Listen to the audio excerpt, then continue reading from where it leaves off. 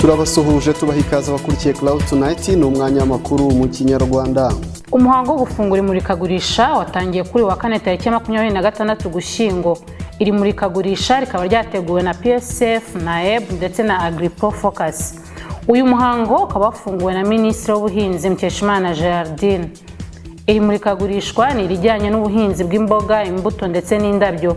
Rikaba ryitabiriwe n'ibihugu 7 ari by'u Rwanda, Tanzania, Kenya, Uganda, Kongo, Zambia ndetse n'u Burundi. Uru rugaga rw'ubuhinzi rukaba rugifite ibibazo bitandukanye harimo nk'ikibazo cyo gufunika mu bikoresho byabugenewe kugira ngo ibicuruzwa bigere hanze bimeze neza. Ugasanga bisaba nko kujya muri Kenya kugira ngo bazane ibikoresho, ibyo byose akaba ari amafaranga menshi bakoresha. Ariko nyamara abahinzi ntibacika intege nk'uko twabitangarijwe na Murebwayire Christine uhagarariye imbuto, imboga n'indabyo. Mpagarariye sector muri mu bikorera, ariko biracyari kure cyane kuko musanzwe muzi yuko kera imboga zari zo guhinga gusa kurya gusa, ariko nyuma ya jenoside bagiye batweka ko ibintu byose bishoboka. Ubu ngubu rero niho urere byashize nk'imyaka igeze ku 10 dutangiye kwerekana ko umuntu ashobora guhinga imboga n'imbuto n'indabyo akabona amafaranga. Ni muri urwo rwego rero twakoze association y'abahinzi b'imboga n'imbuto n'indabyo barizwa muri Chemba y'Ubuhinzi n'Ubworozi. Urebye rero mwabibonye imibare bagenda berekana muri 2010 urabona amafaranga yinjiye ni miliyoni 3 z'amadolari, ariko ubu ngubu turafite target yo kugeza kuri miliyoni 9 muri 2015, ariko ubu tugeze kuri miliyoni 6.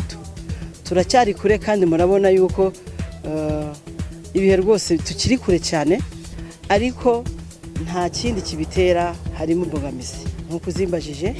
Icyambere kubura imbuto, kubura amafumbire, kubura ubumenyi, kubura bijyanye na transport, kuvana ku murima kugeza wenda umuntu exporse, cyangwa se kuvana ku murima umuntu agejeje ku isoko hano ryacu ry'u Rwanda. Haracyarimo ikibazo.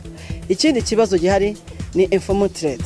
Murazi neza yuko hari imboga nyinshi cyane z'u Rwanda zambuka zijya muri Kongo kandi zikambuka ku buryo butazwi, ariko ibyo nibyo turi gukora na Ministeri y'Ubucuruzi Minicom ifatanyije na private sector, ukuntu abantu bava muri informal bakajya muri informal. Ni ukuvuga ngo rero hacyari imbogamizi, haba mu bumenyi, haba imbuto, haba ifumbire, ibyo bitubangamiye.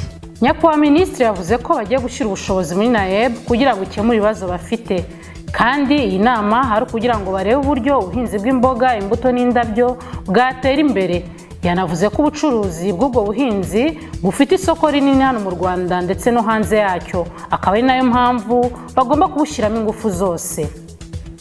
Harimo traditional exports, harimo icyayi, ikawa, minerals, horticulture nayo fite contribution yayo, ariko ntabwo ya 28% ari yayo gusa.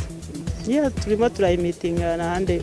Urebye muri at macro level ubuhinzi bwifashe neza muri raporo dufite, ariko nk'igihugu twagize ibibazo mu bijyanye n'amabuye, niyo mpamvu wenda export za 28% tutarimo tuzihitingaho nk'uko twabiteganyaga, ariko mu bijyanye n'ubuhinzi ubu ngubu bimeze neza.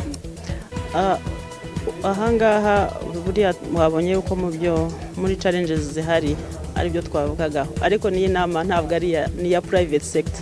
Wabonye ko muri ntuza muri investment opportunity twagaragaje n'ibyo ngibyo birimo aho ngaho ni kind of innovation, innovative way isubiza ibibazo biri muri packaging muri iyi sector. Ubu ngubu naho twari ikintu twagira ngo dusunike, twerekane, tugishyire, highlighting private sector ibone ko harimo investment opportunity. Tubibutse ko iri murikagurisha rihuje ibihugu 7 riri kubera i Gikondo.